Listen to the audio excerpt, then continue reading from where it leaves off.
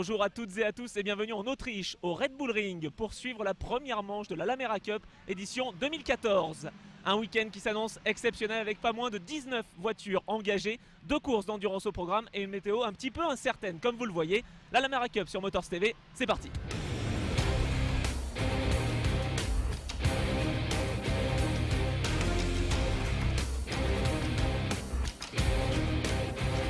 Une grande première en terre autrichienne pour cette série lancée en 2012 par Wilfried Merafina et Frédéric Lakoff. Et pour cette manche d'ouverture, quoi de mieux que de débuter sur un circuit qui accueillera la Formule 1 le 22 juin prochain. Un tracé de 4 km 326 situé au cœur de la Styrie. Un décor de rêve pour cette nouvelle formule de la Lamera Cup.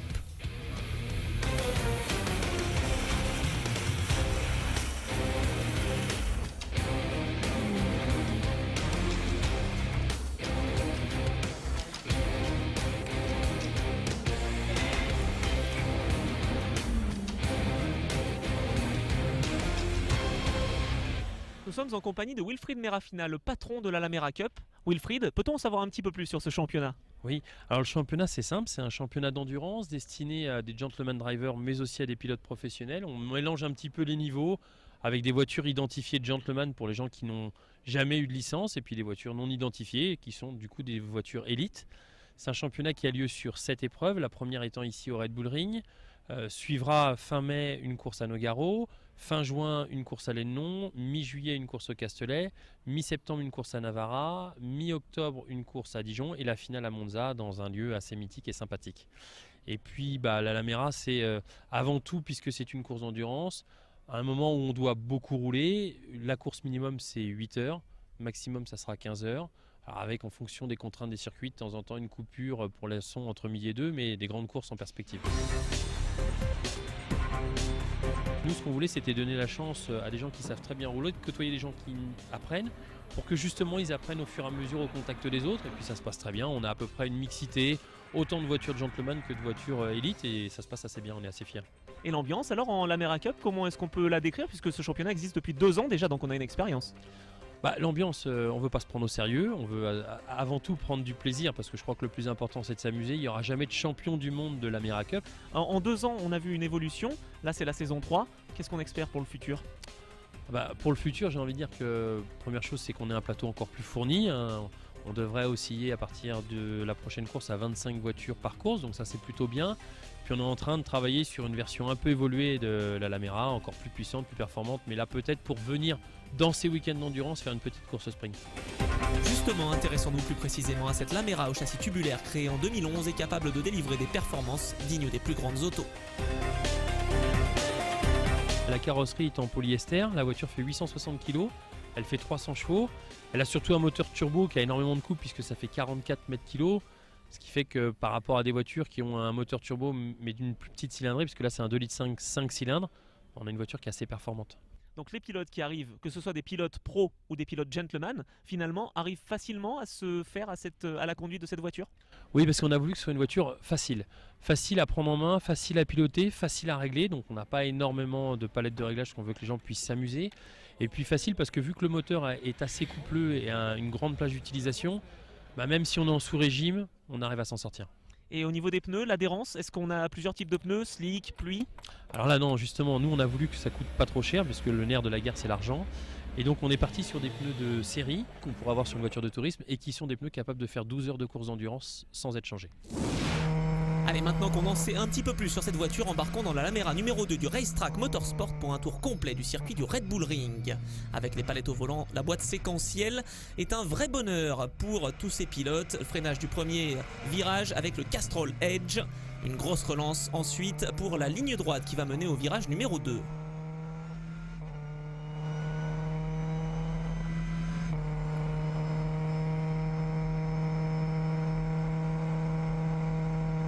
Virage numéro 2, Remus, célèbre notamment pour les accrochages entre David Coulthard et Mika Häkkinen ou encore Jean Alesi et Giancarlo Fisichella en Formule 1 à la fin des années 90 dans ce virage-là, à droite. Ensuite on repart, on se relance, on met toute la puissance de cette Lamera Cup pour arriver au virage numéro 3.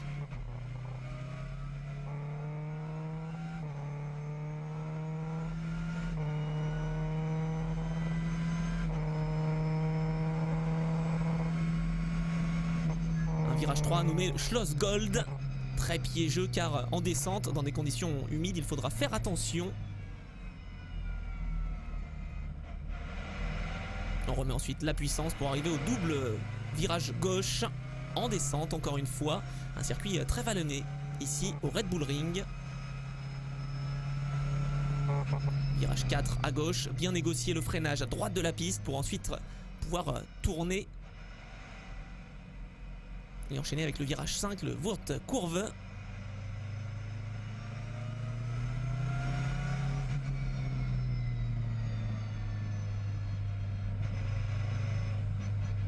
Pas de risque pour cette découverte de ce tour de circuit en caméra embarquée. Virage numéro 6, ensuite légère cassure à droite. Attention, encore une fois, en cas de pluie, la voiture peut tout de suite échapper des mains des pilotes.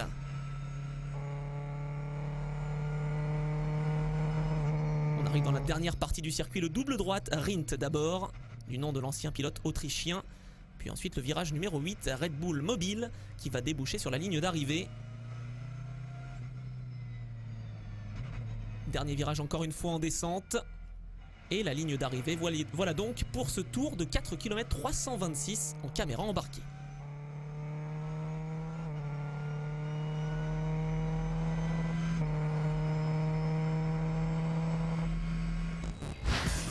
La grille de départ pour la première course avec la pole position signée par les champions 2013 Ores Marie 3D devant CM France et Actua Red Team.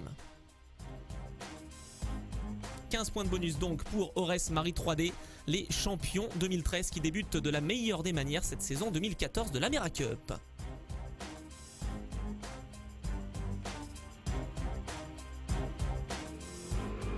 Et on va tout de suite partir en caméra embarquée avec la voiture numéro 12.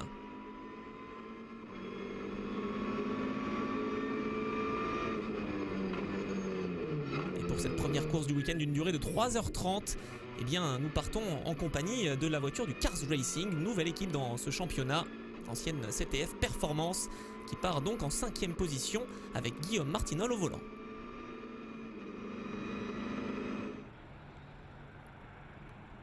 Et au premier virage, c'est Lores qui est donc première devant la numéro 19, Actua Red Team, qui se défait de CM France. La bagarre continue entre la voiture numéro 4 et la voiture numéro 12.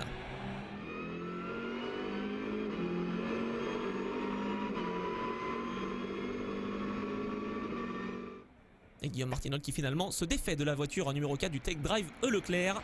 Fin du premier tour avec la numéro 1, Ores Marie 3D qui est en tête avec un petit matelas de seconde d'avance sur le reste du peloton. Derrière, la bagarre est intense à tous les étages.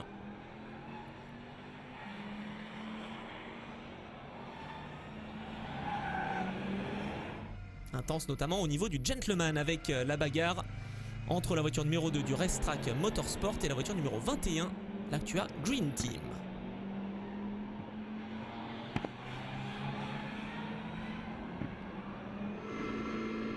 Retour avec la numéro 12, Cars Racing, à la lutte face à la voiture numéro 16 du CM France.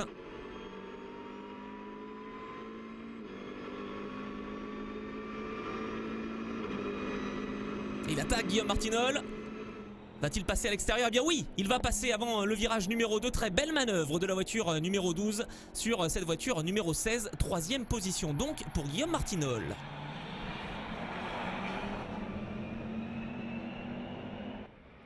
Devant la numéro 1, Ores Marie 3D, toujours leader devant la numéro 19, Actua Red Team, la numéro 12, Cars Racing et la numéro 16, CM France. Ouverture de la première fenêtre d'arrêt au stand, obligatoire, l'occasion pour certains concurrents de procéder à un premier débriefing avec les ingénieurs et les mécaniciens. Ah bah maintenant, celui de vous, là, je prends 4 points. D'accord. Dans cette fenêtre obligatoire, les équipes peuvent remettre du carburant comme le fait la numéro 4. Et nous retrouvons tout de suite le team manager de l'équipe Tech Drive et pilote de la numéro 25 ce week-end. Double casquette alors pour Maxime Bayeul, pilote, team manager. Ben ouais, tout à fait aujourd'hui, puisque j'ai un de mes pilotes qui vient d'être papa et qui n'a pas pu se désister pour la course. Donc bah, du coup, on se met au volant et puis on se fait plaisir. De team manager à pilote, il n'y a donc qu'un pas pour cette voiture numéro 25 et donc Maxime Bayeul qui a pris le volant et a signé de chronos très intéressants. La salve des ravitaillements continue et c'est la bagarre en tête pour la deuxième position qui nous intéresse avec la numéro 19 qui est à la lutte face à la numéro 12. Changement de pilote en caméra embarquée pour l'équipe Cars Racing. Et on va retrouver Guillaume Martinol après son premier relais. Alors Guillaume, un très très bon début de course, deuxième position pour la voiture. Comment ça s'est passé au volant? Eh bien écoute, on est parti en 5e position, donc on a fait un plutôt bon départ. Et après, j'ai essayé d'être vraiment régulier et de tenir le rythme. Et ça paye, et on est repassé en 2e position juste avant l'arrêt, quoi. Donc je voulais vraiment donner la voiture à mes collègues en bonne position. C'est une voiture qui est très facile à prendre en main et on se fait vraiment, c'est un gros plaisir.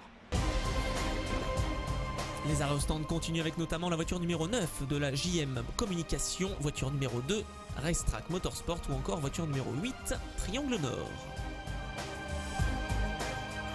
Mais aux avant-postes, c'est le changement de leader. La pluie s'invitre sur le meeting autrichien et certains pilotes se font piéger. Et non des moindres, parmi eux, Emmanuel Orgeval, voiture numéro 16, ou le poleman Philippe Marie, qui a commis une légère erreur dans le virage numéro 3, un petit peu plus tôt dans la course. On va l'écouter.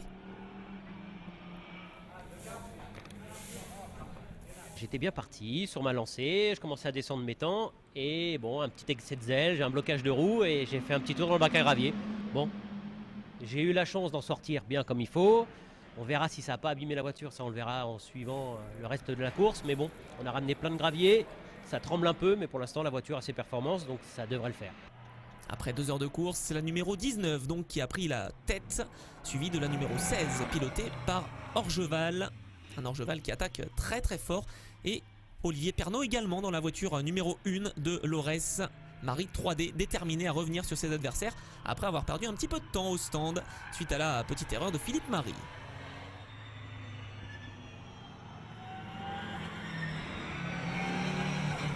Olivier Pernaut à l'image qui attaque véritablement comme un beau diable. Oh, ça part un petit peu large pour la voiture numéro 2 du Racetrack Motorsport, toujours leader dans la catégorie Gentleman et 6e du Général, soit 2 places devant la numéro 21, Actua Green Team.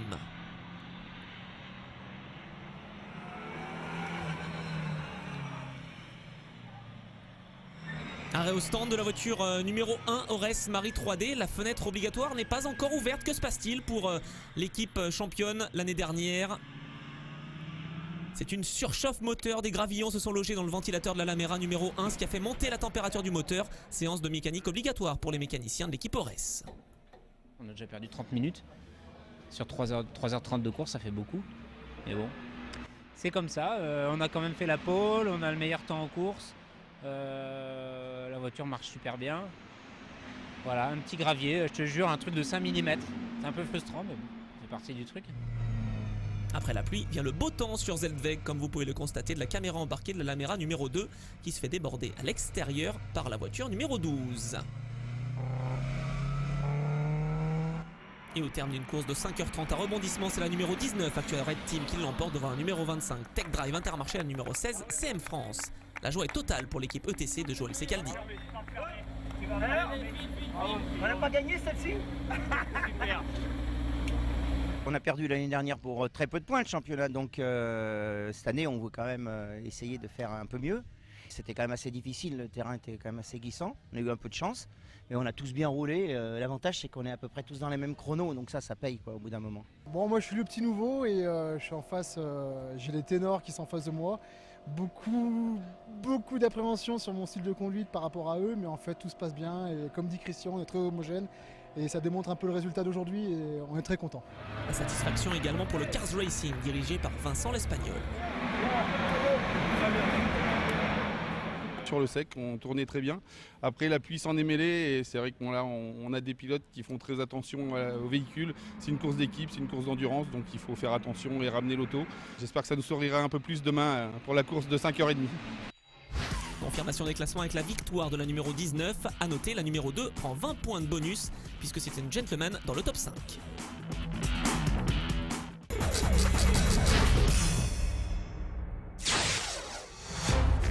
Nous sommes toujours à Spielberg sur le Red Bull Ring pour cette première manche de la saison 2014 de l'Amera Cup et comme vous le voyez, les conditions météorologiques se sont dégradées en ce dimanche pascal.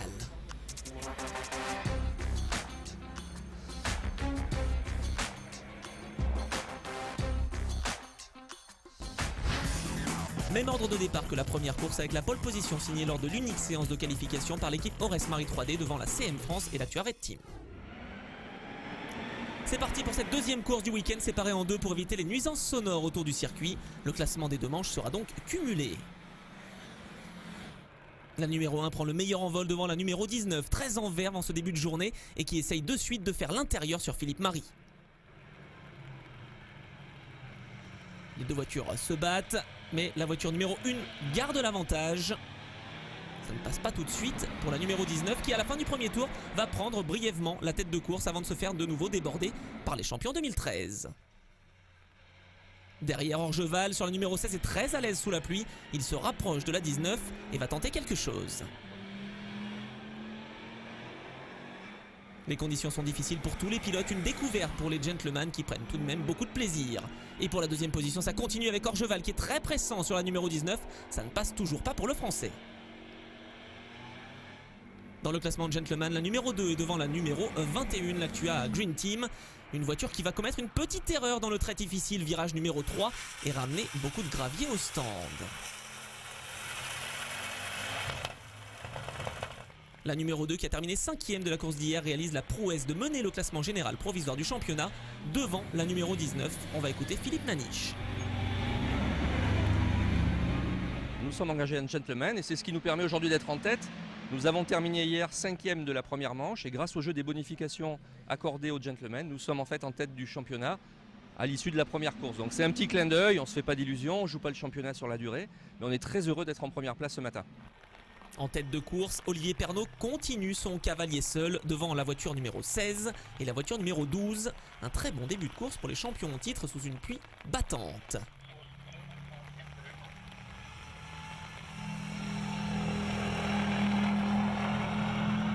Mais l'équipe Ores Marie 3D n'est pas en réussite ce week-end. Après un changement de moteur réalisé par les mécaniciens durant la nuit, la voiture est en proie à de nouvelles difficultés. Deuxième abandon consécutif en Autriche. Un week-end très difficile, pole position hier et puis un moteur. Et puis aujourd'hui on repart en pole position, un autre moteur. Il va falloir se remotiver très sérieusement et être vraiment prêt à Nogaro en espérant que le temps s'y prête, puisque là le circuit est fantastique mais le temps n'était pas là. Et puis un bon Nogaro, je pense que c'est quand même un circuit qui nous convient bien, qu'on aime bien et on espère. Pendant ce temps-là, les conditions climatiques ne s'améliorent pas en piste. Attention donc aux sorties. L'adhérence est très précaire pour tous les concurrents, même pour les pilotes les plus chevronnés comme Ludovic Faure ou l'Allemande, ancienne pilote de DTM, Hélène Laure.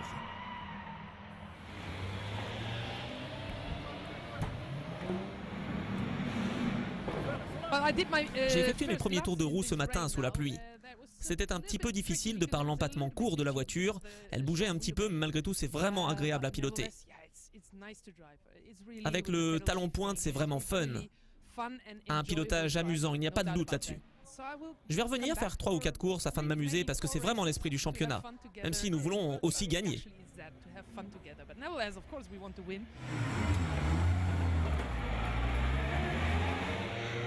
Après 3 heures de course, la numéro 19, l'Actua Red Team, est en tête de cette première partie d'épreuve, devant la numéro 16, la numéro 12, la numéro 4 et la numéro 25.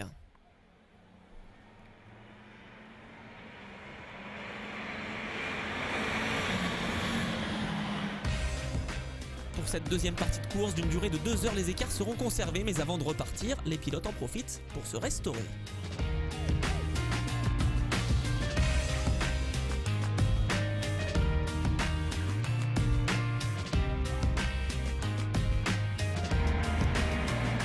Écart conservé donc pour cette course. La numéro 19 s'élance avec un tour d'avance sur la numéro 16 et la numéro 12. Il faudra gérer l'écart pour les vainqueurs de la première course.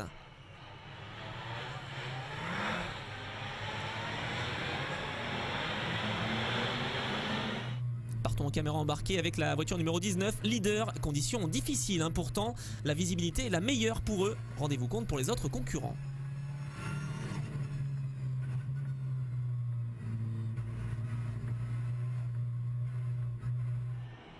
La numéro 19 est devant la numéro 12 qui est à l'attaque. Les nouveaux venus, l'anciennement CTF Performance, déterminés à revenir dans le tour du leader. Alors que du côté de la numéro 16, on a un peu chuté dans le classement. Le moment idéal choisi par l'équipe pour faire entrer le très véloce Emmanuel Orgeval dans la voiture.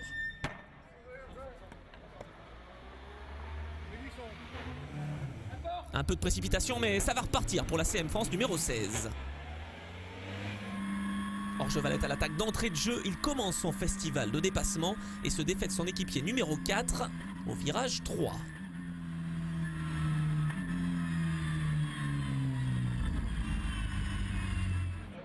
Arrêt au stand imminent pour l'équipage de la numéro 12 qui est actuellement en deuxième position du classement cumulé de cette course. Pour une première, les voyants sont au vert pour l'équipe Cars Racing.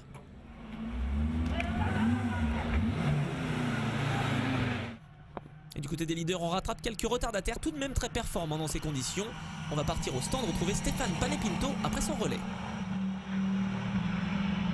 On découvre la voiture, on découvre le circuit comme un peu tout le monde. Mais surtout on découvre la voiture dans ces conditions qui sont vraiment pas évidentes. Et on fait que progresser, donc ça va dans le bon sens. La numéro 16, pilotée par Emmanuel Orgeval, attaque de plus belle et remonte au classement. Il revient même sur les leaders de la course et va se dédoubler.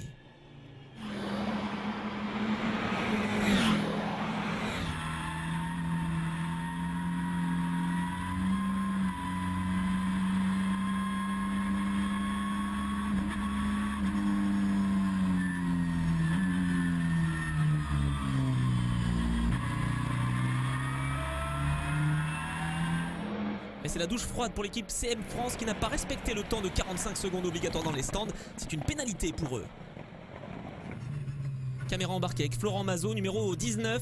En fin de course, on assure du côté des leaders et vous le voyez, la piste reste piégeuse.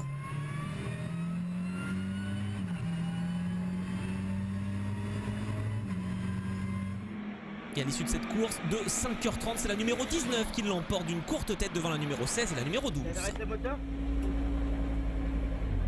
Ce week-end, c'est le sport qui l'a emporté. On avait une équipe qui était super homogène, on s'est éclaté et on a chacun fait nos relais. Et on a eu une bonne stratégie, on avait mis en place une stratégie, elle a tenu. Donc voilà, c'est cool et c'était un super week-end. Confirmation des classements de cette deuxième course avec la victoire de la numéro 19 devant la 16 et la 12. Le premier gentleman, la voiture numéro 4, le Tech Drive E Leclerc. Le podium des gentlemen avec la victoire pour la numéro 9 dans cette deuxième course. Et la victoire au général pour la numéro 19 ici à Spielberg. Au classement général, c'est donc logiquement la 19 Actual Red Team qui mène avec 200 points devant la Racetrack Motorsport Premier Gentleman et le CM France. Voilà, c'en est tout pour ce week-end de l'Amera Cup au Red Bull Ring. On se retrouve le week-end du 1er juin prochain, ce sera à Nogaro et ce sera bien évidemment à suivre sur Motors TV.